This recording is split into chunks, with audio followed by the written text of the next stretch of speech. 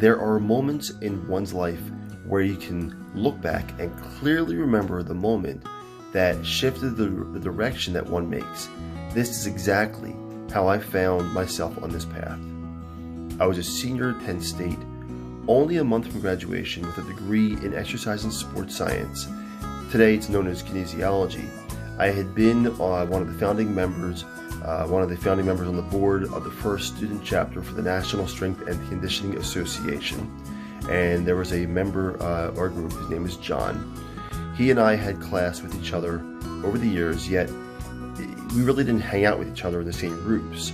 So this is one of those days where we were transitioning the board to the new incoming board as we prepared for graduation. We all said our goodbyes, and as I left, John was walking around 10 steps ahead of me.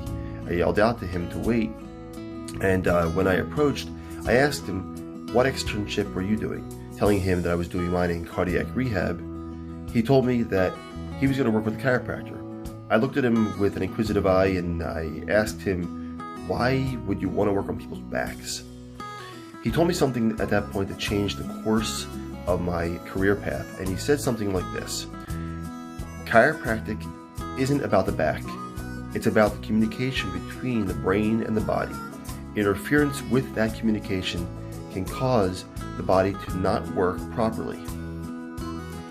Being that I was in the exercise program, I thought, how could that impact athletes? And as soon as I learned that it could impact everyone, if this communication wasn't 100%, I realized that I was going to go into the wrong profession. Now, cardiac rehab is great, but we're helping people too late. And the idea is to help people correct the cause and they address the lifestyle behaviors was much more appealing to me. So over the next month, I interviewed 5 different chiropractors, all of whom loved what they did, and kept thinking that I wanted to do what they did.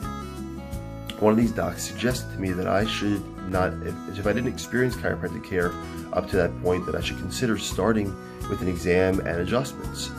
And as I learned more, I realized that my allergies that I had had for years might be due to communication issues on within my nervous system.